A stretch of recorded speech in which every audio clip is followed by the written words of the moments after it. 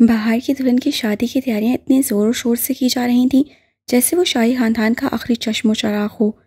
Designer, wedding planners اور ان کی team گھر میں ایسے آتے جاتے نظر آتے جیسے وہ اسی گھر میں رہتے ہوں، بس کچھ دیر کو گھر سے باہر چلے جاتے ہوں۔ ماما، آپ اتنے پیسے کیوں برباد کر رہی ہیں؟ ویکینڈ پر شارلٹ آئی تو خفا ہونے لگی۔ تم یہ کہنا چاہ رہی ہو کہ تم پر مزید اور احسان نہ کروں؟ کرسمس پر تحائف لیتے بھی تم سب کو شرم آتی ہے۔ اب تم مجھے دینا چاہتے ہو لیکن کچھ لینا نہیں۔ ایسا کر کے تم سب مجھے دوسری عورت، دوسری ماں ہونے کا احساس دلاتے ہو۔ میرا سب کچھ تمہارا ہے، میری آنکھوں کا نور اور میرے زندہ رہنے کی قوت بھی۔ تم مجھ سے فرمائش نہیں کرتی کیونکہ میں دوسری عورت ہوں۔ وہ خفا ہو گئیں۔ شادی کے دن مجھے ہاتھی چاہیے، 10-12 تو ضرور ہی ہوں۔ جھیل کنارے چہل قدمی کریں، 2-3 زرافے ہو جائیں، باقی کچھ شتر مرغ اور ریچھ۔ شارلٹ نے ان کے گلے میں باہیں ڈال دی۔ فرمائشیں شروع ہو گئیں۔ اگر تمہیں ہاتھی اور یہ سب چاہیے تو شادی سری لنکا میں کرنی ہوگی یا افریقہ میں؟ انہیں ہاتھیوں زرافوں سے اب بھی مسئلہ نہیں تھا۔ نہیں، مجھے یہ سب مانچسٹر میں ہی چاہیے۔ اگر آپ نے مجھے اور جذباتی کیا تو میں سفید چیتوں کی فرمائش بھی کر سکتی ہوں۔ آپ بھی میری آنکھوں کا نور اور زندہ رہنے کی قوت ہیں۔ تم اور جذباتی ہو سکتی ہو لیکن صرف اتنا بتا دو کہ تم شادی کرنا چاہتی ہو یا جنگل آباد کر کے شکار۔ ماما مہر نے کہکا لگایا۔ شارلٹ نے دھڑ دھڑ ان کا منہ چومنا شروع کر دیا۔ شادی سے ایک ہفتہ پہلے جارڈن کا خاندان امریکہ اور دوسرے ملکوں سے مانچسٹر میں اکٹھا ہو گیا اور وہ سب عارضی رہائش گاہ میں رہنے لگے۔ شارلٹ ان کے استقبال کے لیے گئی اور کافی پریشان صورت واپس آئی۔ جارڈن ماما مہر کے بلانے پر اپنے ماما پاپا کے ساتھ ڈنر پر آیا تھا۔ تمام ماحول میں تناؤ رہا۔ اس کی ماما کلوپیترا کی آمد سے نظر آتی سارا وقت خاموش بیٹھی رہیں اور پاپا نشست خاں میں لگی مشہور پینٹنگز دیکھتے رہے۔ کھانے کے نام پر چند نوالے کھائے گئے اور جانے میں جلدی کی گئی۔ تمہیں یقین ہے جارڈن تمہیں خوش رکھ سکے گا؟ اس کی ماں کی نظروں میں واضح حقارت تھی تمہارے لیے۔ اگر تم اس سے محبت نہیں کرتی تو چھوڑ دو اسے۔ میں نہیں چاہتی کہ دنیا میں کوئی بھی تمہیں ان نظروں سے دیکھے۔ لیڈی مہر کے گھر آج سے پہلے ایسے مہمان نہیں آئے تھے جن کے آتے ہی ان کے جانے کی تمنا کی جانے لگی تھی۔ جارڈن مختلف مزاج کا ہے ماما۔ وہ کہہ نہ سکی کہ وہ اس سے محبت کرتی ہے، اب اسے چھوڑ نہیں سکتی، وہ بھی صرف اس کی ماں کی حقارت کی وجہ سے۔ محبت کرتا ہے تم سے؟ خالی خوالی بڑ تو نہیں مار رہا؟ مجھے یقین ہے اس کے جذبے پر۔ آپ ایسے پریشان نہ ہو، سب ٹھیک ہو جائے گا۔ تمہارا یقین ہمیشہ قائم رہے، میں دعا کو رہوں گی۔ لیڈی مہر نے سادنا اور امراحہ کو جارڈن کے گھر بھیجنا چاہا۔ جارڈن کے کچھ اور رشتہ دار بھی آ چکے تھے۔ وہ چاہتی تھی کہ دونوں جا کر ذرا جانچ پڑتال کر کے آئیں کہ جارڈن کے خاندان کے باقی افراد خاص کر خواتین کس مزاج سے تعلق رکھتی ہیں، تاکہ شادی کے انتظامات میں وہ ان کی پسند اور مزاج کے مطابق رد و بدل کر دے۔ میڈیا کو بلانے کا خیال تو انہوں نے دل سے ہی نکال دیا تھا۔ اتنے نازک مزاج لوگ تھے، نہ جانے کس بات سے بھڑک اٹھتے، اور بریڈ پٹ کو وہ ایسے ماحول میں بلا کر کیوں بور کرتی؟ یہ فرمائش سنتے ہی سادنا اور امراحہ کا دم سا نکل گیا۔ جارڈن کی ماما کی تنی ہوئی بنوؤں اور کھچے ہوئے اعصاب کو دیکھ کر ہی وہ ڈر گئی تھیں۔ کہاں اب دوسری خواتین سے ملنا؟ ہم بہانہ کیا کریں گے، یہ کیوں آئے ہیں؟ امراحہ گھبرا گئی۔ سادنا، تم کہہ دینا میں جارڈن کو اپٹن لگانے آئی ہوں، مارکیٹ سے اپٹن کا تھال لیتی جانا۔ بتا دینا شارلٹ میری چھوٹی بہن جیسی ہے، اپٹن کی رسم کرنی ہے۔ سادنا کا رنگ اپٹن جیسا پیلا ہو گیا۔ امراحہ شلوار قمیض، سادنا ساڑی میں دولہا جارڈن کو اپٹن لگانے آ گئی۔ تمہیں فون کر کے آنا چاہیے تھا، جارڈن گھر نہیں ہے۔ جارڈن کی ماما نے بنوں کی کمانوں میں تیر رکھتے ہوئے کہا، اس رسم میں بنا بتائے آتے ہیں۔ امراحہ نے مسکرا کر کہا، شکر ہے ایسی باتیں گوگل نہیں ہو سکتی۔ وہ دونوں 6 عدد خواتین کے نرگے میں بیٹھی تھیں، کچھ ادھر ادھر ٹہل رہی تھیں۔ امراحہ نے ایک ہی نظر میں اندازہ لگا لیا تھا کہ وہ سب بہت نازک مزاج اور فیشن کی دلدادہ ہیں۔ ان سب نے ایسے ملبوسات اور زیورات پہن رکھے تھے کہ اگر ان میں سے صرف ایک خاتون کو اٹھا کر بھاگ لیا جاتا اور مارکیٹ میں بیچ دیا جاتا تو ساری عمر پیسے کے پیچھے بھاگنے کی ضرورت نہ رہتی۔ یا امراحہ کے سامنے بیٹھی جارڈن کی آنٹی کا ایک ہاتھ ہی کاٹ کے ساتھ لے جایا جاتا تو بہت ہوتا، بلکہ بہت زیادہ ہوتا۔ دن روشن تھا اور وہ سب قلعہ نما عمارت کے سامنے دور تک پھیلے لان میں بیٹھے تھے، جس میں کئی لمبے لمبے درخت بھی تھے۔ 2 مرد اور 3 لڑکے درختوں سے ذرا آگے نشانہ بازی کا کھیل کھیل رہے تھے اور کافی ہنگامہ کر رہے تھے۔ امراحہ سادنا کو اٹھنے کی جلدی تھی کہ کہیں دولہا جارڈن ہی نہ آ جائے اور انہیں اٹھن کی رسم کرنی ہی پڑے، لیکن جارڈن کی ماما نے چائے کا آرڈر دیا تھا اور آرڈر تھا کہ آ کر نہیں دے رہا تھا۔ آنٹی جولیا، اب آپ کی باری۔ نشانچیوں کے ہجوم میں سے ایک لڑکا آیا اور بندوق آگے کی۔ میں نے مردوں کو ہرانا چھوڑ دیا ہے رافائل۔ آنٹی جولیا جوہرات سے سجی انگلیوں کو لہرا کر مسکرائیں۔ اسی دوران رافائل کی نظریں سادنا سے ہو کر امراہا پر آ کر ٹھہر گئیں۔ یہ کون ہے؟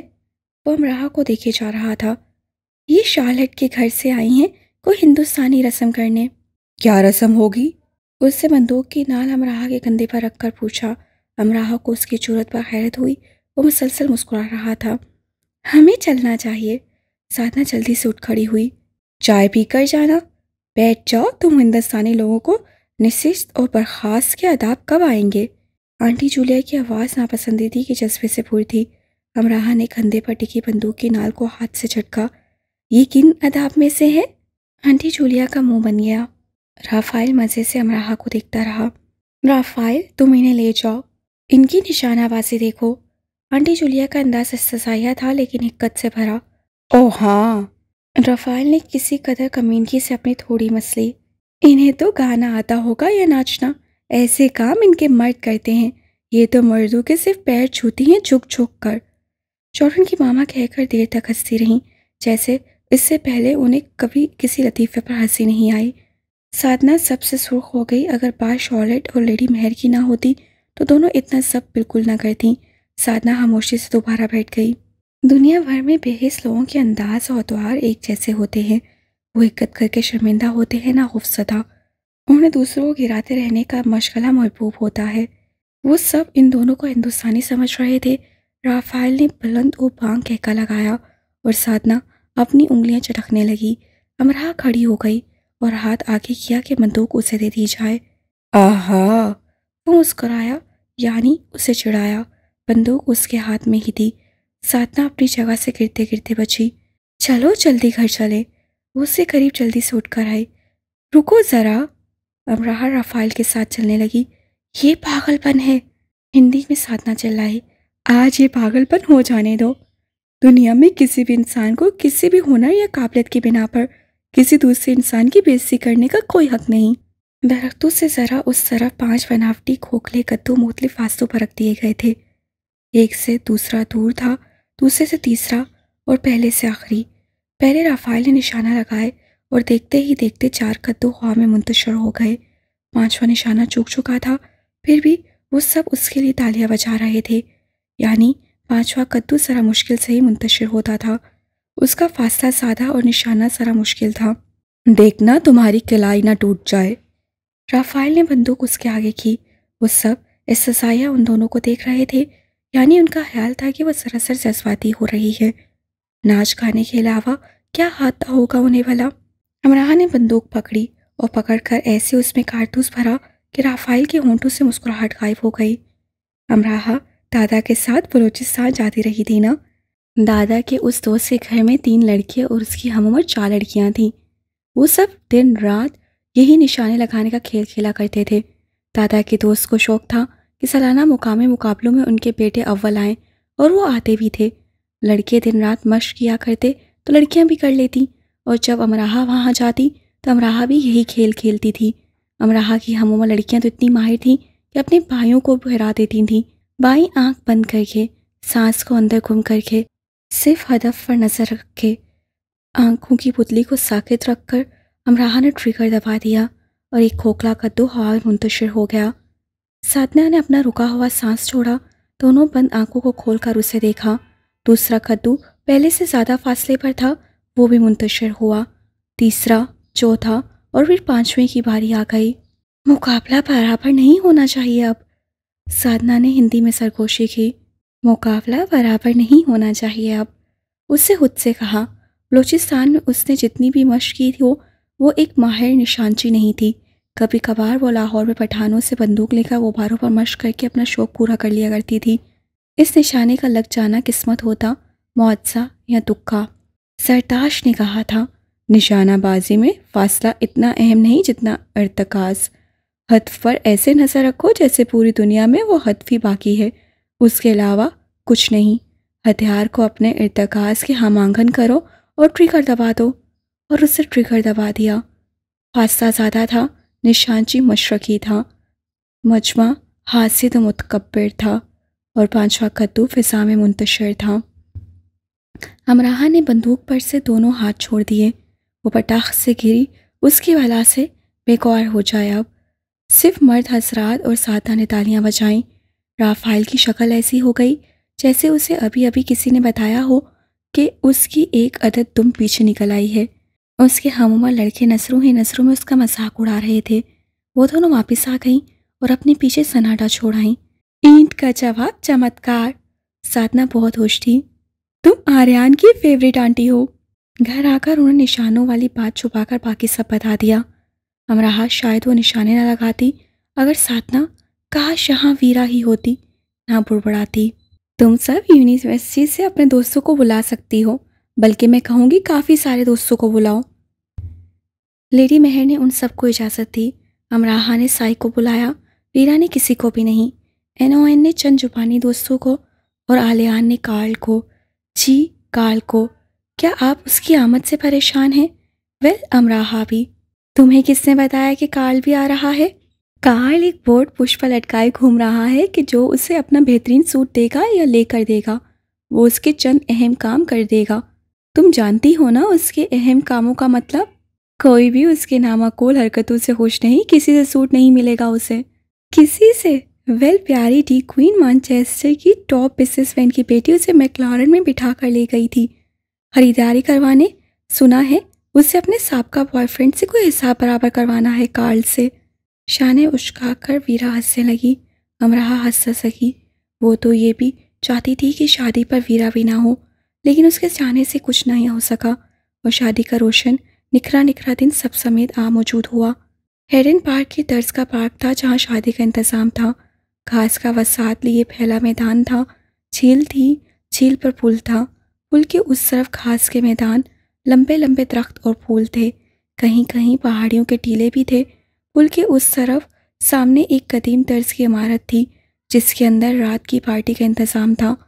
پل کے اس طرف سفید گھوڑے چہل قدمی کر رہے تھے اور جا بجا پھیلے سوان تھے جو آسمان سے نازل ہوتے دن کو خوابناک بنا رہے تھے۔ پریوں کی شہزادی ماما مہر کی بیٹی کی شادی تھی، انہیں یہی سب چاہیے تھا۔ گلابی پھولوں سے سجے گول چبوترے کے پس منظر میں جھیل، پل، درخت، ٹیلے، سوان اور گھوڑے تھے اور چبوترے کے سامنے درو اطراف نشستیں۔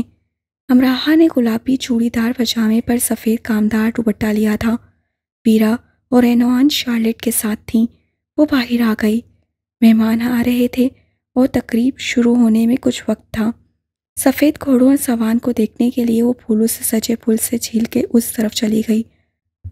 اس طرف سے دھند بہت چھوڑی جا رہی تھی تاکہ تقریب کے آغاز سے پہلے قدرتی شکل اختیار کر لے۔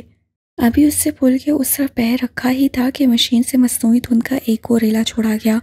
پہلے ہی اتنی دھند چھوڑی گئی تھی کہ مزید چھوڑ دی گئی۔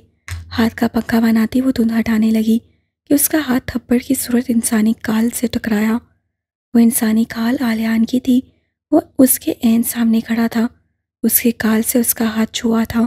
اگر اس کے درمیان آنے والے اس پل کو کھینچ کر لمبا کر دیا جائے تو اس دوران کچھ یہ ہوا کہ اس نے آلیان کو دیکھا، اس کی سرد مہر لیکن دنیا میں سب سے خوبصورت آنکھوں میں سے دو آنکھوں کو، جن میں دیکھنے کے بعد دیکھنے کا راستہ نہیں ملتا تھا، جن کی چمک چکا چوند بھی مدھم نہیں پڑتی، جو بینائی رکھنے کے علاوہ بھی کئی کمالات رکھتی ہیں جن سے مچل کا بچھڑا نہیں جا سکتا۔ پھر پیشانی پر گرتے اس کے بھورے بالوں اور اس کے نیچے تنی بھنوؤں کو، پھر چند دنوں کی بڑی شیف کو اور پھر آلیان کو جس کے وجود سے سناشائی کی جھلک ابھر کر معدوم ہو چکی تھی، اور اس کے ارد گرد پھیلی دھند کو، اس دھند میں دھندلے نظر آتے درختوں، پھولوں، سفید گھوڑوں اور سوان کو۔ ہاں وہ ایک شہزادہ ہی تھا بلا شبہ، لیکن وہ سنڈریلا نہیں تھی۔ وہ اس کا جوتا لے کر آیا تھا، نہ اس کا ہاتھ پکڑ کر اسے اپنے گھوڑے پر بٹھانے۔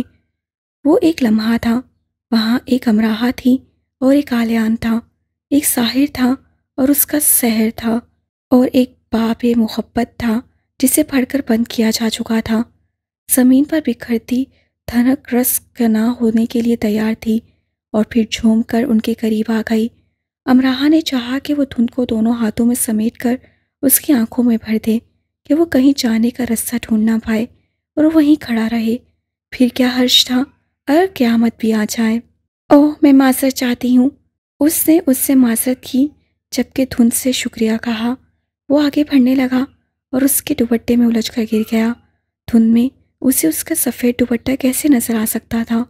اوف، مجھے پھر سے معاف کر دو۔ دوپٹے کا شکریہ جو ایک بار پھر سے اسے معافی مانگنے کا موقع دیا۔ وہ جھنجھلا کر اٹھا اور ایسا کرتے اس کے بال پیشانی پر اور پھیل گئے اور اس پر سے نظریں ہٹانے کے لیے ارادے مضبوط کرنے پڑے۔ تم اتنا غصہ کیوں کرنے لگے ہو آلیان؟ دوپٹہ سنبھالنے کی بجائے اس نے اور پھیلا دیا کہ وہ پھر سے گر جائے۔ تم اتنا غصہ کیوں دلاتی ہو؟ اسے غصے سے کہہ کر آگے بڑھنا جانا چاہا۔ سرد ملک میں رہ کر تم اتنی جلدی گرم کیوں ہو جاتے ہو؟ وہ جلدی سے اس کے سامنے آئی۔ آلیان کے پاس کئی جواب ہوں گے لیکن اس نے اسے ایک بھی دینا ضروری نہ سمجھا۔ اگر تم میری تھوڑی سی مدد کر دو اور مجھے کسی ایک سفید گھوڑے پر بٹھا دو۔ چوڑی پاجامہ، اونچی ہیل اور کانوں میں بندے پہنے امراہا وہاں گھوڑے پر بیٹھنے آئی تھی۔ اگر تم گھوڑے کی لگام پکڑ لو گے تو مجھے گھوڑے سے ڈر نہیں لگے گا۔ وہ اسے بتا رہی تھی کہ اس کا، آلیان کا اور گھوڑے کا ایک ساتھ ہونا کس قدر ضروری ہے۔ کی شکل بناتا، تعصب سے سر ہلاتا وہ پھر سے آگے جانے لگا۔ چلو تم گھوڑے پر بیٹھ جاؤ اور میں لگام پکڑ لوں گی۔ اب خوش؟ چلو اب مسکرا دو۔ وہ پھر اسے اس کے سامنے آئی جلدی سے۔ ان گھوڑوں پر لگام اور زین نہیں ہے، انہیں تمہاری سواری کے لیے یہاں نہیں لایا گیا۔ وہ جواب دیے بغیر نہیں رہ سکا۔ اچھا، ان پر زین اور لگام کیوں نہیں ہے؟ وہ تم گھوڑوں سے جا کر پوچھ لو۔ چلو ہم دونوں چل کر پوچھ لیتے ہیں، ویسے بھی مجھے گھوڑوں کی زبان نہیں آتی۔ تمہیں تو انسانوں کی زبان بھی نہیں آتی۔ کہتے اس نے خود کو مصلوب پایا۔ اس کی آنکھوں کی ماند پڑتی چمک سے امراہا افسردہ ہو گئی۔ تم پہلے والے آلیان کیوں نہیں بن جاتے؟ تمہیں خاموش رہنا سیکھنا چاہیے ورنہ دور رہنا۔ تم سکھا دو یہ سب۔ تم تو خود ایک استاد ہو امراہا، جو سبق تم دیتی ہو وہ کوئی اور دے ہی نہیں سکتا۔ ہو سکتا ہے میرے پلو سے یہ سبق باندھ دیے گئے ہوں۔ مجھے یہ سب جاننے میں دلچسپی نہیں۔ تمہیں اپنے بال تراشنے چاہیے تھے۔ تمہارے بالوں کی نوکیں تمہاری آنکھوں کو پریشان کر رہی ہیں۔ امراہا نے ہر بار سے زیادہ خوبصورت نظر آتے اس کے چہرے کو دیکھتے رہنے کے بعد کہا۔ غیر ارادی طور پر اس سے اپنے بال پیشانی سے اٹھائے اور امراہا مسکرا دی، جس پر وہ اور حفاظہ ہو گیا۔ میں نے تو صرف اس لیے کہا کہ تمہارے بالوں سے زیادہ مجھے تمہاری آنکھوں کی فکر ہے۔ میں اپنی فکر کرنے کے لیے خود ہی کافی ہوں۔ اس کی آواز تیز ہو گئی۔ میں جانتی ہوں تمہیں خود پر ناز ہے۔ امراہا اس کی تیز آواز سے گھبرا گئی لیکن کہے بغیر وہ رہ نہیں سکی کیونکہ وہ بات کو طویل دینا چاہتی تھی۔ ہاں اتنا تو ضرور ہے کہ میں تم جیسا نہیں ہوں۔ امراہا کی آنکھوں میں ٹھہرے ہوئے انداز میں دیکھ کر اس سے کہا۔ امراہا کے کانوں میں سائیں سائیں ہونے لگی۔ جب تم مشرق کا سفر کرو گے تو تم پر بہت سے راز کھلیں گے۔ مجھے ایسے خطے کا سفر نہیں کرنا جہاں رازوں اور روایتوں کا احترام انسانوں سے بڑھ کر کیا جاتا ہے۔ امراہا لاجواب ہو گئی۔ وہ آگے بڑھ گیا اور وہ اس کی پشت سے چلائی۔ جب تم بوڑھے ہو جاؤ گے تو تم ضرور پچھتاؤ گے۔ تمہیں گھوڑوں پر بیٹھنے میں میری مدد کر دینی چاہیے تھی۔ امراہا جھیل میں نظر آتے اس کے عکس کو دیکھتی رہی۔ جھیل خوبصورت تھی، اس پر تنا آسمان یا اس میں جھلملاتا اس کا عکس۔ اس کی نظروں نے اس کے عکس کے حق میں فیصلہ دیا۔ پل پر سے گزرتے آلیان نے برائے نام گردن موڑ کر اس کی طرف دیکھا اور ایسا کرنے پر اسے افسوس ہوا کیونکہ اس سے خود کے ساتھ کیے عہد کو توڑ دیا تھا۔ امراہا اسے جاتے ہوئے دیکھ رہی تھی۔ ایک پل ان کے درمیان بھی تھا، وہ اس اور اس طرف تھے۔ اب وہ جہاں ہوا کرتی ہے وہ وہاں سے چلا جایا کرتا ہے۔ اس سے خود کو اتنا بدل لیا ہے اور اسے اس پر افسوس بھی نہیں۔ امراہا نے اپنا دوپٹہ سنبھالا اور اس طرف آنے لگی جہاں وہ شخص کھڑا ہوگا جو آج اہتمام سے تیار ہو کر آنا بھول گیا تھا اور جس سے ٹائی باندھنے کا تردد بھی نہیں کیا تھا، جسے تقریب میں آنے کی جلدی نہیں رہی ہوگی اور کان میں سرگوشی کرنے کی بھی۔ مجھے بتایا جائے کیا دلہن صرف سفید لباس والی ہے؟ اچھا، اور سفید دوپٹے والی؟ شارلٹ کی شاہبالیاں اس وقت صرف دو تھیں، شارلٹ کی دوست اور ویرا۔ امراہا کو کہا گیا تھا لیکن اس نے اور سادہ انکار کر دیا۔ جارڈن کے خاندان کی نازک مزاجی نے انہیں بھرم کر دیا تھا۔ انہیں ان سب کی نظروں میں آنے کی خواہش نہیں تھی۔ شارلٹ دلہن بن کر آئی تو امراہا نے دیکھا کہ دلہن کے بعد سب نے جس چہرے کو دیر تک دیکھا وہ ویرا کا تھا۔ اس سے ہلکا روغانی آف شولڈر فراک پہنا تھا اور وہ اتنی خوبصورت لگ رہی تھی کہ اگر بلیک آؤٹ کے دنوں میں اسے کسی عمارت کی چوٹی پر بٹھا دیا جاتا تو وہ آدھے شہر کو اپنے حسن کی چکا چوند سے منور کر دیتی۔ ویرا نے اتنی خوبصورتی کا کیا کرنا ہے؟ امرہا نے دیکھا کہ دور کھڑے عالیان نے بھی ویرا کو دیکھا اور امرہا یہ سوچے بنا نہ رہ سکی، اگر ویرا صحرائے گوبی کی طرف سفر اختیار کر لے اور صحرا میں بھٹک جائے اور پیاسی پیاسی، امرہا اسے بددعا دیے بغیر نہیں رہ سکی، وہ یہ کرنے پر مجبور تھی۔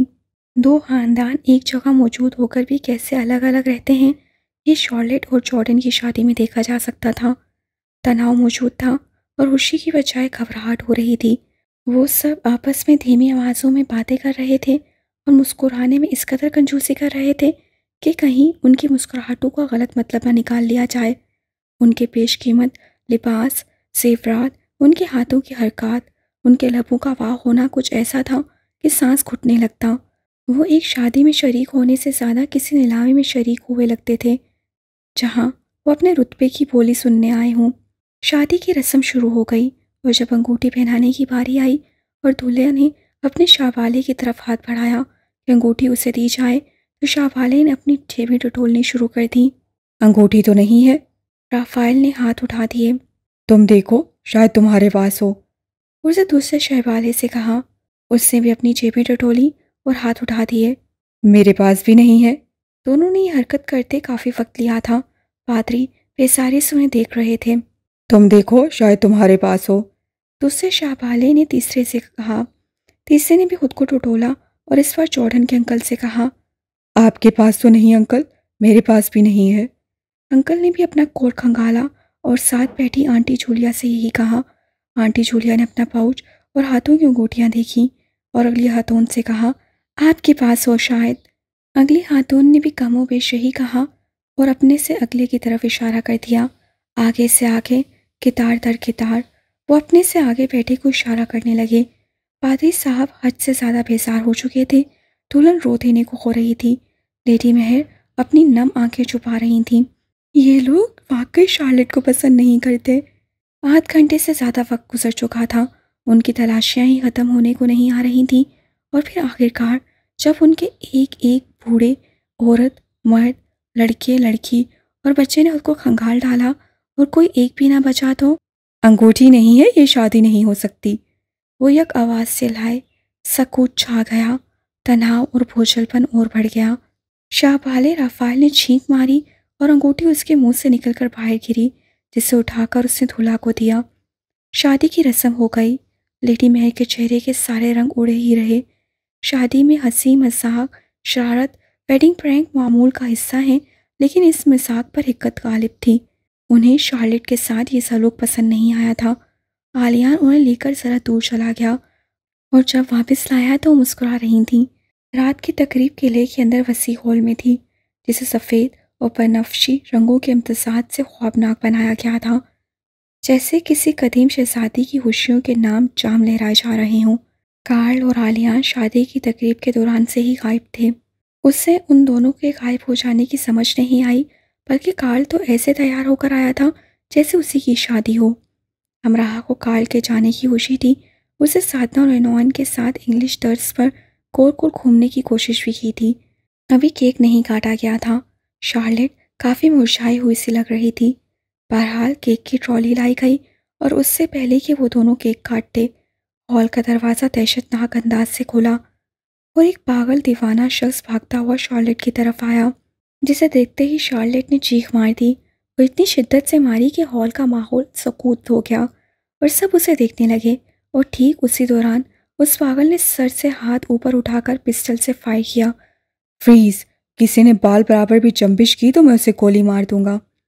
فائر کی آواز سے سہم کر چیخوں سے گونجتا ہال سناٹے سے بھر گیا۔ تم میرے ساتھ یہ کیسے کر سکتی ہو شارلٹ؟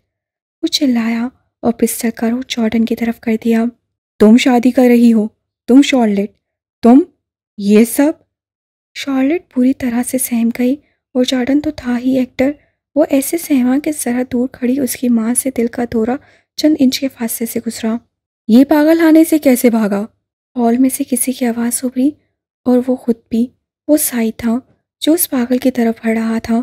اپنی جگہ پر واپس چلے جاؤ ورنہ مجھے اپنے اس ہاتھ کی انگلی کو زحمت دینی پڑے گی۔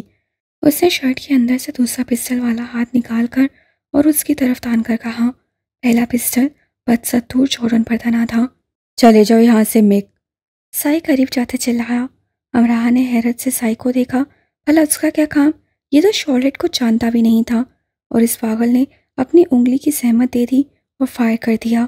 گولی سائی کے بازو میں لگی اور خون کی دھار اس کے بدن سے پھوٹی، وہ وہیں گر گیا۔ سائی! امراہ نے چیخ مار دی اور اس کی طرف لپکنے لگی کہ ویرا نے اس کا ہاتھ سختی سے پکڑ لیا۔ ہمیشہ گڑبڑ کرتی ہوں، بیٹھ جاؤ ورنہ تمہیں تو وہ شوق سے گولی مارے گا۔ ویرا نے ایک ہاتھ اس کی کمر میں دیا اور ایک اس کے منہ پر رکھا اور اس کے کان میں کہا، میں نے کہا نا کوئی اپنی جگہ سے نہیں ہلے گا۔ وہ حلق کے بل دھاڑا۔ اس کا حلیہ ہی ایسا تھا کہ ہال میں سب دبک گئے، سکوت چھا گیا۔ ذرا دور سے ایمبولینس کے سائرن کی آوازیں آنے لگی اور پولیس کی بھی، یعنی ان کے بچاؤ کے لیے لوگ آ رہے تھے۔ جلدی شارلٹ کے سابقہ پاگل عاشق کو پکڑ کر لے جائیں گے۔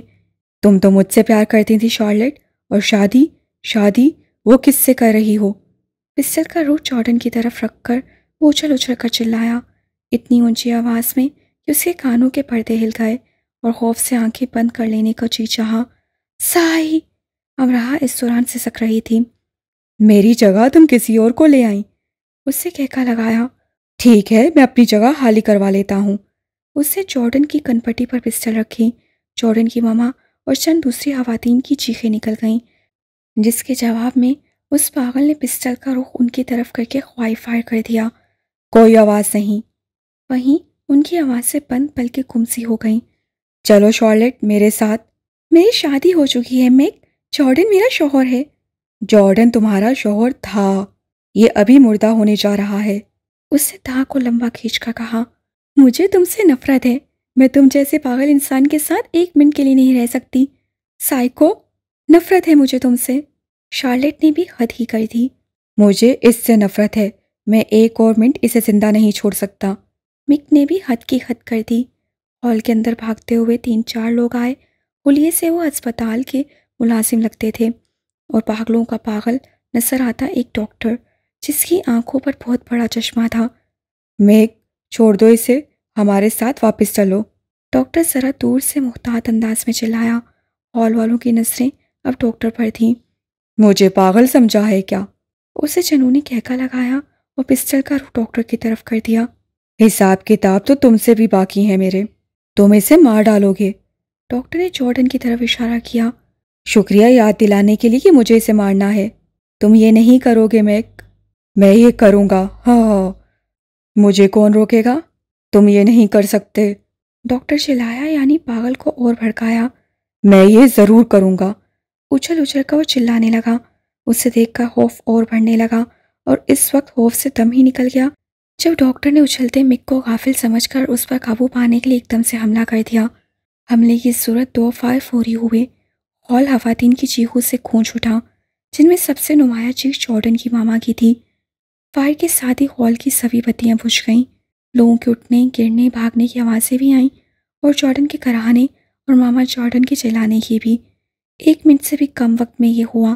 اتنی چیخوں پکار پر بھی روشنیاں روشن نہ کی گئیں، اور جب روشنیاں روشن ہوئیں تو کیک کے پاس نہ مردہ دولہا تھا نہ دلہن، اور اس کا پاگل خانے سے بھاگا بوائے فرینڈ، اور نہ ہی اس پاگل کا پاگل سا ڈاکٹر۔ وہ سب غائب تھے۔ وہ سب کہاں تھے؟ ہال میں نظریں گردش کر رہی تھیں۔ ہال میں آرکیسٹرا نے دھن چھیڑی، اور اونچی چھت تلے بنے وسیع گول دائرے نما اندھیرے ڈانس فلور پر اسپاٹ لائٹ روشن ہوئی، اور روشنی چلتی چلتی ایک جگہ پر آ کر رک گئی، دولہا اور دلہن پر۔ جارڈن نے ہاتھ اوپر اٹھایا جیسے دلہن شارلٹ نے تھام لیا، اور گول گول گھومنے لگی۔ دوسری اسپاٹ لائٹ چلتی 2 اور لوگوں پر آ کر رک گئی، پاگل کارل اور ڈاکٹر آلیان پر۔ انہوں نے سر کو جھکا کر داد لینی چاہی، اور دولہا دلہن کی نقل اتارتے گول گول گھومنے لگے۔ رکے ہوئے سانس تنفر سے بحال کیے گئے۔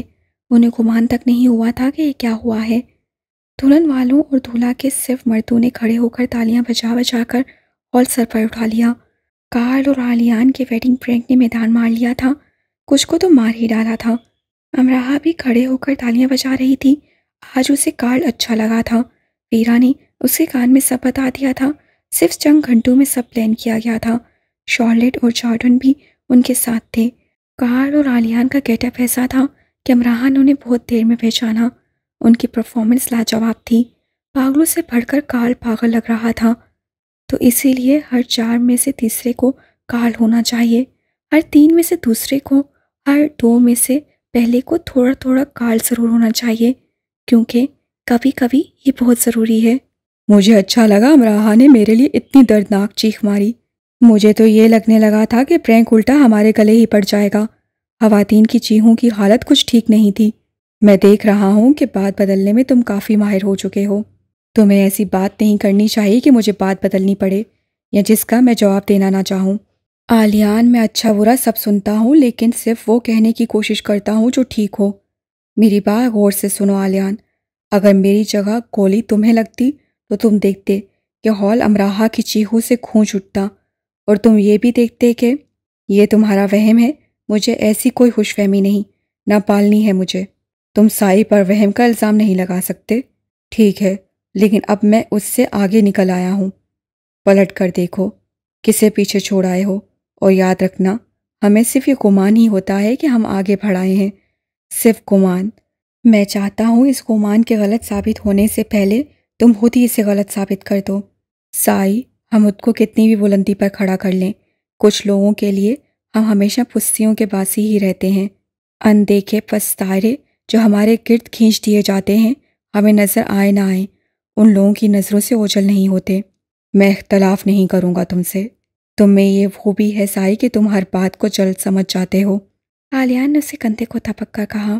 آلیان، میں بات کو نہیں، جس حالت میں بات کی جاتی ہے بس اسے سمجھ جاتا ہوں، اور تم سے بھی یہی کہوں گا کہ حالت کو سمجھنے کی کوشش کیا کرو جس میں ناپسندیدہ باتیں کی جاتی ہیں۔ میرا خیال ہے ہمیں سب چھوڑ دینا چاہیے اور پرسکون ہو جانا چاہیے۔ کیا تم مجھے اجازت دو گے کہ میں کوئی اور بات کروں؟ سائی نے ٹھنڈا سانس لیا۔ تم چاہتے ہو تو ٹھیک ہے، کرو کوئی اور بات۔ کیا تم نے کبھی کسی کا انتظار کیا ہے کہ وہ تمہارے پاس آئے اور تم اسے سنو؟ بہت سے ہیں، اور ان میں سے ایک کارل ہے، لیکن میں جانتا ہوں وہ کبھی میرے پاس نہیں آئے گا۔ ہاں، وہ کبھی نہیں آئے گا، وہ خود پر یہ نوبت لائے گا ہی نہیں۔ جانتے ہو، وہ اپنا اتنا بڑا مداح ہے کہ اپنے کمرے میں لگے شیطان کے پوسٹر کے پاس کھڑا ہو کر کہہ رہا تھا، کارل کے بعد میں تمہاری ذہانت کا مداح ہوں۔ شیطان کہتا ہوگا، خود سے پہلے میں بھی تمہارا ہی مداح ہوں جناب کارل۔ کہہ کر سائی اور آلیان دیر تک بچوں کی طرح ہنستے رہے۔ جناب کارل کہیں اور دل ہی دل میں کہہ کے لگا رہے تھے، این، تم بیٹھے بیٹھے اتنی موٹی کیسے ہو گئی؟ ایک دم سے اسے سائیکل وسیع لگنے لگی تھی۔ موٹی نہیں، موٹا۔ نیلی آنکھوں کو مٹکا کر وہ مسکرایا۔ اپنے حدشے کے سچ ہو جانے کے خوف سے اسے گردن موڑ کر دیکھا۔ اس کے پیچھے کارل بیٹھا تھا اور این ذرا دور کھڑی دانت نکال رہی تھی۔ کیا ہوا امراہ، چلاؤ نا سائیکل۔ کھڑے ہو کر اسے سائیکل کو جھٹکا دیا کہ وہ گر جائے۔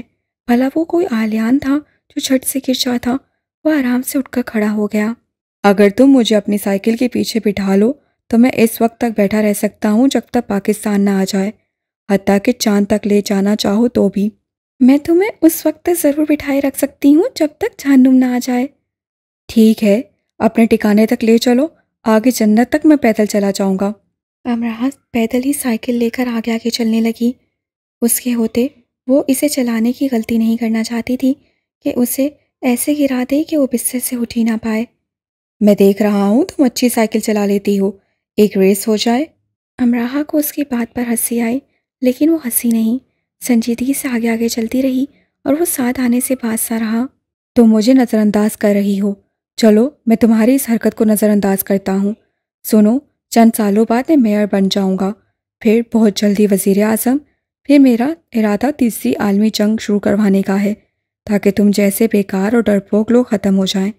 تم سمجھ رہی ہوگی کہ میں کیا کہنا چاہ رہا ہوں، کہ مجھ جیسی عالمی شخصیت جس پر کئی ہزار کتابیں لکھی جا رہی ہوں گی اور جو کئی ملکوں کی پولیس اور فوج کو مطلوب ہوگا۔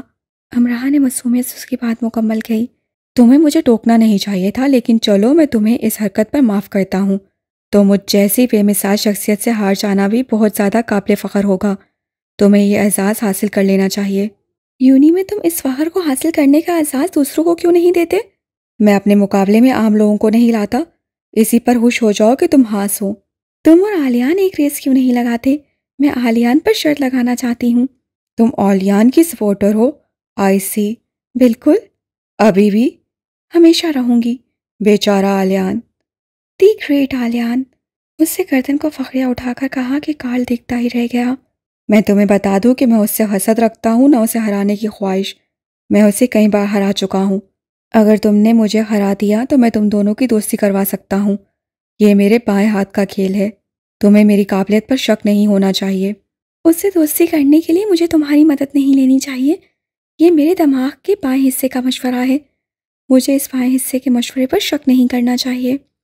ریس تو ہوگی امراہا، ورنہ تمہاری بہت بےزتی ہوگی۔ دیکھتے رہو خواب۔ وہ سائیکل لے کر چلی گئی۔ میں خواب نہیں تعبیریں دیکھتا ہوں، وہ بھی کھلی آنکھوں سے۔ وہ پیچھے سے چلایا، میں بھی صرف خواب نہیں ڈرانے خواب دیکھتی ہوں، وہ بھی کھلی آنکھوں سے جب جب تمہیں دیکھتی ہوں۔ وہ بھی چلائی، اور یہ جا وہ جا۔ دادا آج کل بہت خوش رہتے تھے، جیسے وہ مل گیا ہو جس کی تلاش ہو۔ وہ پوچھتی تو ہنس کر خاموش ہو جاتے۔ ان کے ایسے انداز پر اسے بے سکونی سی رہتی۔ وہ کلاس میں توجہ سے لیکچر سن پاتی، نہ اسٹور پر ٹھیک سے کام ہو پاتا۔ دادا کے رویے اسے سہما دیتے، اتنا کہ وہ بزنس ڈپارٹمنٹ کی طرف جاتے جاتے پلٹ آتی۔ میں کئی بار مل چکا ہوں اس سے، اور میں بتا نہیں سکتا کہ میں کس قدر خوش ہوں۔ میں اسے تقریباً ہر طرح سے آزما چکا ہوں۔ ابھی میں نے گھر میں بات نہیں کی۔ اسے پہلی بار دادا کی آواز پھتی لگی اور الفاظ بدنما۔ آپ کو مجھ سے ایسی باتیں نہیں کرنی چاہیے دادا۔ وہ بہت مشکل سے یہ کہہ پاتی۔ وہ حیران ہوئے۔ تم شرما رہی ہو تو نہیں کرتا۔ بالکل نہیں، بس مجھے تعلیم مکمل کرنے دیں۔ شادی تمہاری ڈگری کے بعد ہی ہوگی امراہا۔ میری شادی نہیں ہوگی، مجھے شادی نہیں کرنی۔ شہریار بہت روشن خیال، اور وہ ورلڈ بینک کا صدر اور کسی یونیورسٹی کا چانسلر ہی کیوں نہ ہو۔ تو تم فیصلے کا اختیار اپنے ہاتھ میں رکھنا چاہتی ہو۔ دادا کا انداز ایسے سنجیدہ ہو گیا کہ پہلے کبھی نہیں ہوا ہوگا۔ دونوں کے درمیان سکوت چھا گیا، جس سے دادا کے خدشات کی تصدیق ہوئی۔ ٹھیک ہے، لیکن مجھے تم سے یہ توقع نہیں تھی۔ میں صرف ہاں نہ کا اختیار استعمال کر رہی ہوں۔ میں تمہاری نہ سے بھی واقف ہوں اور ہاں سے بھی انجان نہیں۔ مجھے پاگل مت بناؤ۔ تو آپ چاہتے ہیں میں خود کو پاگل کر لوں؟ وہ چٹک کر بولی۔ ایک بار پھر سکوت دونوں کے درمیان تن گیا۔ دادا اس کے انداز پر دنگ رہ گئے۔ کون ہے وہ امراہا؟ پاکستانی، امریکی، مصری، روسی، برطانوی؟ کون ہے وہ؟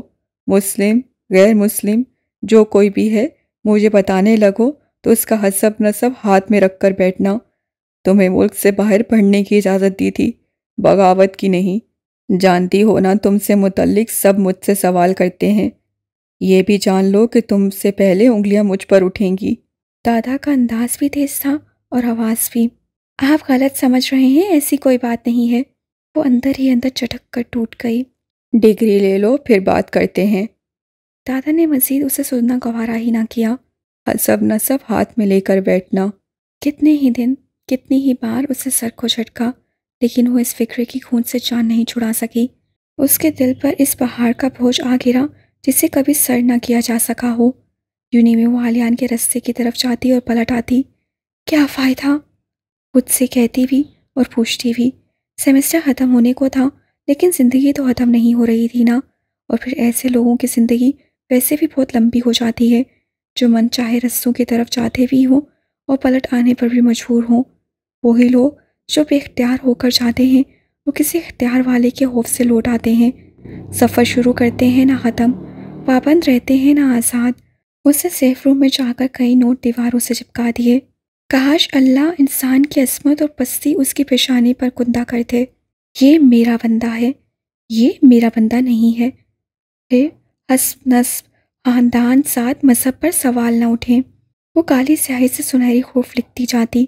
مجھے افسوس رہے گا کہ کائنات کی بہترین چیز اٹھا لینے کا اختیار میری ہتھیلیوں کو نہیں دیا گیا۔ پھر اس نے یہ بھی لکھا کہ لاچاری اور بے بسی اپنے عروج پر ہے۔ میں اپنی آنکھوں کو مائل ہونے اور کانوں کو متوجہ ہونے سے روکنے سے معذور ہوں۔ سمیع اور بصری حسیں میرے اختیار سے پہلے نکلیں اور پھر مجھے یاد نہ رہا کہ کبھی یہ میرے حلقہ اختیار میں بھی تھی۔ میں دنیا میں کسی بھی انسان کو ٹھیک ٹھیک یہ نہیں سمجھا سکوں گی کہ اپنی ہی چیزوں کا اپنے اختیار سے نکل جانا کب ہونا شروع ہوتا ہے، اور پھر उसे ख़त्म कर देना नामुमकिनियात में से एक हो जाता है। मैं एक कमज़ोर इंसान हूँ, नामुमकिनियात की तरफ पेशकदमी कैसे करूँ? मुझे रुक जाने का अंदिया ना दिया जाए, मुझे चलते रहने की नौबत सुना दी जाए, कोई सजदों में सर झुकाए और सिर्फ मेरे लिए हाथ उठाए, और मैं यहाँ वहाँ पाबंद हूँ, वो मुझे आज़ाद करवा ले जाए। मेरी एक छोटी बहन सोफिया है, फैशन डिज़ाइनिंग पढ़ रही है मॉस्को में, और छोटा भाई न्यूयॉर्क फिल्म एकेडमी का स्टूडेंट है। मामा पापा दोनों रेस्टोरेंट देखते हैं। मैंने अपने रेस्टोरेंट में बहुत काम किया है, इनफैक्ट पापा ने मुझसे बहुत काम लिया है। वो खुद भी बहुत काम करते हैं। अगर तुम हमारे रेस्टोरेंट आओ तो तुम किसी भी चीज़ का अच्छी तरह से मुशाहिदा करने के बाद भी ये मालूम नहीं कर सकोगे कि वो कितनी पुरानी है और कितने अरसे से वहाँ ज़ेर इस्तेमाल है। यानी तुम्हारे पापा चीज़ों को संभालते नहीं, उनसे प्यार करते हैं। हाँ बिल्कुल, वैसे वो तुमसे मिलकर बहुत खुश होंगे। वाकई? हाँ, वो कहते हैं अच्छे इंसान का दुनिया में मौजूद होना कुदरत की तरफ से इनाम होता है। मैं अच्छा इंसान हूँ? आलियान घास पर नरमी से हाथ फेर रहा था और ये सवाल करते उसके हाथ रुक गए। बिल्कुल। वीरा ने सर को हम देकर मुस्कुराकर कहा, तुम्हें कैसे पता? अच्छे इंसान के बारे में पता करने की ज़रूरत नहीं होती, अपनी अच्छाइयों के सारे पत्ते वो अपने साथ में रखता है। अगर मैं अच्छा हूँ तो मामा की वजह से। तुम ये क्यों नहीं मानते कि तुम अपनी वजह से अच्छे हो? क्योंकि मैं नहीं हूँ। तो मुझे ये बताओ कि मुस्तकबिल में तुम्हारा होटल खोलने का इरादा है? अभी इसके बारे में मैंने नहीं सोचा। डिग्री के बाद मैं दुनिया घूमने का इरादा रखती हूँ। जब से पैदा हुई हूँ पढ़ ही रही हूँ। अच्छा, क्या मैं तुम्हें वो बातें बता सकती हूँ जो मुझे तुम में अच्छी लगती हैं? नहीं। मैं फिर भी बताऊंगी, और इससे पहले ये बताना चाहूँगी कि जब मैंने तुम्हें पहली बार देखा था तो तुम डिपार्टमेंट किसी स्टूडेंट के साथ आंखें भैंकी करने की मशक कर रहे थे। फिर तुम दोनों ज़ुबान को थोड़ी से लगाने लगे। आई मस्ट से तुम्हारी ज़ुबान बहुत लंबी है। फिर तुम दोनों ने कानों को फड़फड़ाना शुरू कर दिया। मैंने अपनी क्लास फेलो से पूछा, क्या स्पेशल लोग भी यहाँ पढ़ते हैं? तो उससे हंसकर आंख मारकर तुम्हें देखकर कहा, ये तो वाकई स्पेशल है। अच्छा? हाँ, और जब क्लास में सब अपना तारुफ करवा रहे थे, तुम मुझसे अगली रो में बैठे तो तुम एक ऐसे फूल की पत्तियां बना रहे थे जो तख़य्युल में तो हो सकता है, ज़मीन पर नहीं। तो ये अच्छी बात है। हाँ, क्योंकि तुम उन चीज़ों के बारे में भी सोचते हो जो सिरे से मौजूद ही नहीं है, तो तुम उनके बारे में कितना सोचते होगे जो मौजूद हैं। तुम अनजान रहने वालों में से नहीं हो। अपने बारे में जानकर अच्छा लगा वीरा, तुम एक समझदार लड़की हो। आलियान मुस्कुरा दिया। तुम एक अच्छी लड़की हो, अगर तुम ये कहते तो मुझे अच्छा लगता। तुम एक अच्छी लड़की हो, उससे कह दिया। हाँ, अब ठीक है। वीरा मज़ीद उसे उसकी खूबियाँ बताती कि कागज़ का बना एक जहाज़ उड़ाते हुए उनके दरमियान आकर गिरा। उसने उसे उठाया और बढ़ा। पहले वो हैरान हुई, फिर मुस्कुराने लगी। अच्छा आलियान, फिर मिलते हैं। हाथ हिलाकर वो चली गई। आलिया ने जहाज़ उठाकर पढ़ा, अमराहा। बस उसकी नज़र यहीं ठहर गई। वीरा अमराहा के सर पर पहुंच चुकी थी। तुमने मेरा सर फखर से बुलंद कर दिया है। क्यों? मैंने क्या किया? रूस का हिस्सा अमेरिका से बराबर कर दिया, पर अभी तो मैं अमेरिका गई ही नहीं। मैं रोज़ तुम्हें 2-3 घंटे की मशक करवा सकती हूँ, सुबह जल्दी उठ जाया करना। वीरा ने उसकी पोनी खींची। क्या कह रही हो? किस चीज़ की मशक? साइकिल की? वो क्यों? कार्ल को चैलेंज दिया है ना तुमने, अब क्या रेस में हारना है? वो क्रीम कॉफ़ी पीने की तैयारी कर रही थी कि पूरा मग गिरा बैठी। किसने किसको चैलेंज किया है? वो चिल्ला उठी। तुमने कार्ल को। वीरा उसके पास ही बैठ गई। Well done Amroha. इसी दौरान आर्ट डिपार्टमेंट की सनाहान उसके पास आई। मैंने तो तुम पर 15 पौंड की शर्ट भी लगा दी है। अमराहा उसकी शक्ल देखने लगी कि आखिर ये हो क्या रहा है। शुक्र है किसी ने तो कार्ल को टक्कर देने का सोचा। खड़े खड़े सना ने उसके शाने पर थपकी दी। अमराहा दीवानों की तरह सामने खड़ी सना और करीब बैठी वीरा को देखने लगी, दोनों के हाथ में कागज़ से बने जहाज से, जिसके एक पर अमराहा कार्ल का रेस और दूसरे पर वक्त, दिन, जगह लिखी थी, और नीचे ये तफसील कि अमराहा ने कार्ल को चैलेंज किया है और कार्ल ने कबूल कर लिया है। ये जहाज़ दुनिया भर में खूब उड़ते फिर रहे थे। एक अमराहा के सर पर भी आकर गिरा। दूर कार्ल खड़ा दांत निकाल रहा था।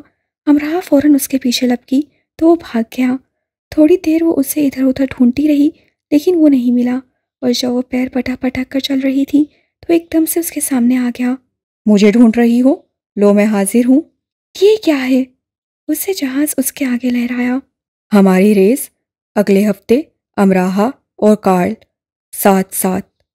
اپنی جیب سے کسی اور کی جیب سے اڑایا گیا لالی پاپ نکال کر وہ کھانے لگا۔ میری طرف سے 1000-2000 جہاز اور اڑا دو یونی میں، مجھے فرق نہیں پڑتا۔ فرق پڑے گا، تمہاری بہت بےزتی ہوگی، ریس ضرور ہوگی۔ اگر میں تمہیں قتل کر دوں تو تمغہ ملے گا۔ نہیں، سلوٹ جو میں خود تمہیں دوں گا اگر تم مجھے قتل کرنے میں کامیاب ہو گئی تو۔ سنو امراہا، بلکہ دیکھو ڈی کوئن، تم ڈر کیوں رہی ہو؟ چلو تم یہاں کھڑے کھڑے مان لو کہ I am Carl the great, اور تم کارل دی گریٹ سے ڈرتی ہو۔ Carl the great. کارل سے بحث فضول جان کر وہ پلٹ آئی۔ اسے کوئی دلچسپی نہیں تھی، نہ فکر کہ کارل یونی میں کیا اعلان کرتا پھر رہا ہے۔ وہ کیا پاگل تھی جو اس کے ساتھ ریس لگاتی؟ چلو آؤ میں تمہیں مشق کروا دوں۔ رات کو ویرا اس سے کمرے سے لے جانے آئی۔ پاگل ہو گئی ہو تم بھی؟ 4 دن مجھے سائیکل چلاتے نہیں ہوئے کہ میں ریس لگانے چل پڑوں؟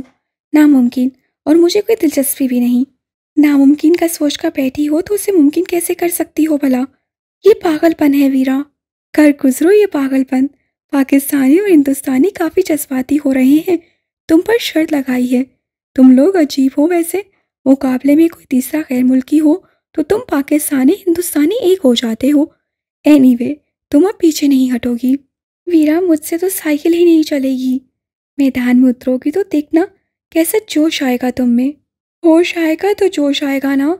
سادھنا لیڈی مہر کو معلوم ہوا تو انہوں نے بھی ہاتھ لہرا لہرا کر وہ تقریریں کی کہ معمولی سی ریس ہی تو ہے، کون سا اولمپک کی دوڑ ہے، یہ وہ فلاں فلاں وغیرہ وغیرہ۔ اینون بھی آ گئی اور جاپانی مقولے ترجمہ کر کر کے سنانے لگی، ساتھ اس سے کھڑے کھڑے 3-4 شجاعت اور بہادری سے لبالب بھری جاپانی کہانیاں بھی سنا دیں۔ اس کے علاوہ سب پرجوش تھیں اور اس میں ناک تک جوش بھر دینے کو تیار تھیں۔ نشست خاں میں رات بھر 4 خواتین اسے اپنے نرگے میں لیے بیٹھی رہیں اور تب تک نہیں چھوڑا جب تک اس کا سر ہاں میں نہیں ہل گیا۔ صبح سب سے پہلے وہ بزنس ڈپارٹمنٹ گئی۔ کہر اور آلیان کھڑے باتیں کر رہے تھے، وہ ان کے قریب گئی۔ میں ریس کے لیے تیار ہوں، اس سے اینون کی کہانی کے کردار کی طرح گردن کو بلند کر کے کہا، اور صرف آلیان کو مسکرا کر دیکھ کر آ گئی۔ پوری یونی میں تمہیں امراہا ہی ملی تھی ریس لگانے کے لیے؟ آلیان نے حفقی سے کارل کو دیکھا۔ ہاں، جیسے پوری دنیا میں تمہیں ایک وہی ملی تھی پرپوز کرنے کے لیے۔ کارل نے مذاق بالکل نہیں کیا تھا، وہ بات کہتے سنجیدہ تھا۔ وہ لائبریری کے اطراف میں ٹہل رہی تھی کہ کب وہ آتا ہے، اور وہ اس سے آتا نظر آیا گیا۔ وہ جلدی سے اس کے پاس گئی۔ ہائے آلیان، کیسے ہو؟ بال کٹوا کر بڑے اچھے لگ رہے ہو۔ اچھا سنو، ہفتے کو میری ریس ہے، تم آؤ گے؟ وہ خاموش چلتا رہا، اور اچھا لگ رہا تھا ایسا کرتے۔ کیا تم مجھے تھوڑی سی مشق کروا سکتے ہو؟ میں نے کارل سے اس لیے ہاں کہی کیونکہ تم نے ایک بار کہا تھا، ہار جانے والے ان لوگوں سے 1000 درجے بہتر ہوتے ہیں جو مقابلہ کرنے کی ہمت ہی نہیں کرتے۔ جواب کے انتظار میں اس کی طرف دیکھنے لگی، لیکن وہ خاموش تھا۔ دونوں ہاتھوں کو پینٹ کی جیبوں میں ڈالے وہ بے نیاز نظر آنے کے نئے انداز ترتیب دے رہا تھا۔ دیکھو، مجھے تمہاری ساری باتیں یاد ہیں، ایک بار مجھے پھر داد دو، میں ہمیشہ یہ بھول جاتی ہوں کہ مجھے کس نمبر کا جوتا آئے گا، لیکن مجھے یہ یاد ہے کہ میرے اسٹور میں تمہیں کس نمبر کا جوتا فٹ آیا تھا، کس نمبر کا تمہیں ذرا سا تنگ تھا، اور کس جوتے کو تم نے اٹھا کر کہا تھا اتنا مہنگا جوتا۔ اگر مستقبل میں اتنا مہنگا جوتا لینے کا ارادہ کروں تو سمجھ جانا میرا دماغی توازن بگڑ چکا ہے۔ اور مجھے یہ بھی معلوم ہے کہ تم اپنے بیکار جوتوں کے کارآمد لیسز دوسرے جوتوں میں بدل بدل کر استعمال کرتے ہو، اور یہ بھی کہ تمہارے پاس ایک بند رسٹ واچ ہے جسے تم 7 دنوں میں ایک بار ضرور پہنتے ہو۔ وجہ میں نے جان لی ہے، تم چیزوں کو صرف اس سے نہیں پھینک دیتے کہ وہ بیکار ہو چکی ہیں، تم ان سے وابستہ ہو جاتے ہو، تمہارے لیے ان سے الگ ہونا مشکل ہو جاتا ہے، تم چیزوں کے ساتھ بھی خود غرضی کا مظاہرہ نہیں کر سکتے۔ تم میرے ساتھ ایسا کچھ رحم دلی کا مظاہرہ نہیں کر رہے، لیکن فی الحال میں اسے نظر انداز کر دیتی ہوں۔ رک کر اس نے سانس لیا اور اسے دیکھا، ابھی بھی وہ بولنے پر مائل نہیں تھا۔ ایک بار پھر مجھے سراہا جانا ضروری ہے، میں نے تمہاری سائیکل کی کہانی بھی معلوم کر لی ہے۔ سائی جیسا ایک فرشتہ صفت لڑکا تمہارا دوست تھا، تم دونوں ایک دوسرے کی سائیکلوں کے پیچھے بیٹھ کر آیا جایا کرتے تھے۔ ڈگری لینے کے بعد جب وہ جانے لگا تو یادگار کے طور پر تمہیں اپنی سائیکل دے گیا اور تمہاری ساتھ لے گیا۔ اس نے ایک اچھا کام یہ کیا کہ وہ یادگار کے طور پر تمہیں ہی اٹھا کر نہیں لے گیا۔ اور سنو عالیان، کہ میرے ڈپارٹمنٹ کی کچھ شرارتی لڑکیوں کا کہنا ہے کہ تمہیں اغوا کیا جانا ضروری ہو گیا ہے، اور ان کا یہ بھی کہنا ہے کہ اگر انہیں کسی نائٹ رائڈر کی خدمات حاصل ہوں گی تو وہ یہ کر بھی گزریں گی۔ تم کتنے لوگوں کو مطلوب ہو عالیان؟ ہے، مجھے ایک اور بات بھی معلوم ہوئی ہے کہ سینئرز میں کوئی لنڈا نامی لڑکی تھی، وہ جب تک رہی بہانے بہانے تم سے ٹکراتی رہی، اور یہ ٹکریں اتنی مشہور ہو گئیں کہ اسے لنڈا دی بل اور تمہیں عالیان دی فائٹر کہا جانے لگا۔ اسے دیکھتے ہی تم ادھر ادھر ہو جایا کرتے تھے، پھر بھی وہ تمہیں ڈھونڈ لیتی تھی۔ ویسے اچھا ہوا وہ لڑکی چلی گئی، میں اسے ایسی بچکانہ حرکتیں کرتے دیکھتی تو یقیناً اسے سمجھا دیتی کہ دبل آخر کہتے کسے ہیں۔ اور میں نے یہ بھی سنا ہے کہ جو تمہارا دوست نہیں بھی ہوتا وہ بھی یہ چاہتا ہے کہ تم اس کی پارٹی میں ضرور آؤ، اور یہ بھی کہ ایک ڈھری سہمی معصوم دل لڑکی نے اس وقت تمہیں دیکھتے ہی تھپڑ مار دیا تھا جب تم نے کال سے کوئی گیم ہارنے پر اپنے سر کے بال صاف کروا لیے تھے۔ اپنا سر کٹوا لیتے، بال کیوں کٹوائے؟ اس سے تم سے یہ کہا تھا۔ ویسے وہ کچھ زیادہ ہی کہہ گئی، اسے کہنا چاہیے تھا کال کا سر کٹوا دیتے، اپنے بال کیوں کٹوائے۔ اور مجھے تم سے ایک شکایت بھی ہے۔ چند دن پہلے مجھ پر یہ انکشاف ہوا کہ پچھلے سال ہیلووین پر تم اور کارل کسی اونچی عمارت پر چڑھ کر ہیلووین کدو آنے جانے والوں پر لڑکھا رہے تھے۔ مجھے تم سے یہ شکوہ ہے کہ تم نے کارل کو اوپر سے نیچے کیوں نہیں لڑکھایا؟ اگر تم یہ کرتے تھے تو کتنا ثواب کماتے۔ ویسے عالیان، ایک اور راز کی بات بتاؤں؟ اگر میں عالیان ہوتی تو فوراً امراحہ سے دوستی کر لیتی، اسے ٹویٹ میں چاکلیٹ کا ڈبہ دیتی اور پھر یہ ٹویٹ واپس بھی نہ لیتی، اور ہر روز ٹویٹ دیتی رہتی اور لینا بھول جاتی۔ اس کے بولنے کا انداز قابل دید تھا۔ اگر میں عالیان ہوتی تو امراحہ کو معاف کر دیتی۔ میں باتوں میں بھٹک چکی ہوں، لیکن ایک اور بات سن لو، میں زندگی میں بہت بار ناکام ہوئی ہوں، ایف ایس سی میں ٹاپ نہیں کر سکی، بی اے میں اے پلس نہیں لے سکی، تمہیں اندازہ نہیں کہ میں زندگی میں بڑی بیچاری سی رہی ہوں۔ اب میں چاہتی ہوں کہ تم مشق میں میرا ساتھ دو تاکہ میں ہاروں بھی تو ذرا قابل فخر انداز سے، لیکن شاید تم مجھے جتوا ہی دو، ہے نا؟ بیسٹ آف لک۔ 2 قدم اس سے آگے چلتے عالیان نے مڑے بغیر کہا اور چاکلیٹ نکال کر کھاتے لائبریری کے اندر چلا گیا۔ امراحہ واپس پلٹ آئی۔ وہ یہ محسوس نہیں کر سکی تھی کہ آگے آگے چلتے عالیان نے اپنی رفتار آہستہ کر لی تھی۔ ریک سے کتابیں نکالتا عالیان بھی لا علم تھا اسے لائبریری آنے میں اتنا وقت کیوں لیا تھا۔ ویرا کے ساتھ جی جان لگا کر مشق کرتے ہوئے ایک بار بھی ویرا کو ہرا نہیں سکی تھی۔ وہ جانتی تھی وہ کارل کو تو کسی صورت نہیں ہرا پائے گی، لیکن ظاہر ہے مقابلہ اہم ہے، نہ کہ صرف جیت۔ گراؤنڈ میں ان دونوں کو جاننے والے کافی سے زیادہ اسٹوڈنٹس موجود تھے۔ سب کی خواہش تھی کہ کارل ہار جائے، جبکہ سب جانتے تھے کہ یہ ناممکن ہے۔ ویرا، اس کی کوچ، اس کے کانوں میں گھسی ہوئی تھی۔ بھول جاؤ کہ یہاں کوئی کارل یا کوئی اور موجود ہے، پوری قوت لگا کر سائیکل دوڑانا، پوری قوت لگا کر، بس آج تمہیں یہی کرنا ہے۔ امراحہ نے دعا کی، بلکہ منت شنت کی کہ کتنا مزہ آئے اگر وہ واقعی میں جیت جائے۔ اگر کارل پر سائیکل چلانے کے دوران فالج کا حملہ ہو جائے تو کیسا رہے، یا اس کی نظر دھندلا جائے، بلکہ اگر وہ نابینا ہی ہو جائے۔ اگر تم نے مجھے ہرا دیا تو تم جو کہو گی میں وہ کروں گا مینڈکی۔ کارل نے سائیکل اس کے برابر میں لا کر کہا، اگر میں جیت گئی تو پتہ نہیں کیا کر گزروں گی۔ اس نے دل میں سوچا۔ کھلونا گن سے فائر کیا گیا اور ریس شروع ہو گئی۔ ساری دنیا غائب ہو گئی، ایک ٹریک رہ گیا اور اس پر دوڑتی امراحہ ہاتھوں نے پاکستان کی سائیکل، اور کارل وہ مزے سے پیڈل مار رہا تھا۔ امراحہ بہت دور آگے جا چکی تھی، کارل کو کوئی جلدی نہیں تھی، وہ سہانے موسم کا لطف لیتا سٹی وہ جاتا، بہت آہستہ سائیکل چلا رہا تھا۔ پھر امراحہ بہت آگے جا چکی تو اس سے ایک دم سے رفتار پکڑی اور بجلی کی سی تیزی سے امراحہ کو پیچھے چھوڑ کر آگے نکل گیا، اور پھر رفتار آہستہ کر لی۔ امراحہ پوری جان مارتی کارل کے پیچھے سے ذرا سے آگے نکلی اور ذرا سے دور ہوئی کہ کارل نے پھر رفتار پکڑی، پلک جھپکتے میں امراحہ سے آگے ہوا اور پھر رفتار آہستہ کر لی اور سیٹی بجاتے سائیکل کو واک کروانے لگا۔ وہ اسے عام انداز سے نہیں، شاندار انداز سے ہرانا چاہتا تھا۔ امراحہ اسے دیکھ رہی تھی، نہ ہی اسے اس وقت معلوم تھا کہ کارل یہ سب کر رہا ہے، یہ سب اسے بعد میں بتایا گیا۔ وہ صرف وننگ لائن کو دیکھ رہی تھی، اور پھر جب دور سے اسے وننگ لائن نظر آئی تو ویرا کے کہنے کے مطابق اس سے اپنی قوت کو 100 سے ضرب دی، جو کہ دی نہ گئی، لیکن جتنی بھی حاصل قوت ملی اس نے سائیکل پر لگا دی۔ کارل اس سے پیچھے سیٹی بجا رہا تھا۔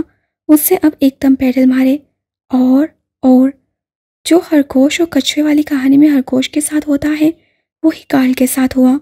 وہ تیزی سے امراہا کے عین ساتھ آیا ہی تھا کہ وہ سائیکل سے گر گیا۔ بعد ازاں اس کا بیان تھا کہ ایک چھرا اس کی کنپٹی سے آ کر لگا تھا۔ اس کا سر گھوم گیا تھا۔ کسی نے اس ڈرامہ باز کارل کی بات کا یقین نہیں کیا۔ سب کا ماننا تھا کہ پوری حکمت عملی سے جب اسے اپنی ہار صاف دکھائی دینے لگی تو اس سے خود کو گرا لیا۔ لیکن امراہا وہ وننگ لائن کے اس طرف تھی، وہ جیت چکی تھی۔ امراہا: میں 100 بار پہاڑ پر چڑھا اور گر گیا، اور جب میں نے پھر چڑھائی شروع کی تو پہاڑ کو اپنے سامنے جھکا ہوا پایا۔ میدان حشر کے پرندے میدان عمل میں گرا نہیں کرتے۔ مقابلہ دیکھنے والے کبھی یہ نہیں جان سکتے کہ جیت جانے والے کس آسمان کا سفر کر کے زمین پر پلٹتے ہیں۔ امراہا نے جیت کر اسٹوڈنٹس میں اس شخص کو ڈھونڈ کر دیکھنا چاہا جس کے کال پر اس نے اس ریس میں حصہ لیا تھا اور جیت بھی گئی تھی۔ اس شخص کی باتیں اسے ایک دعا کی طرح لگتی تھیں۔ وہ خود بھی ایک دعا ہی تھا۔ آلیان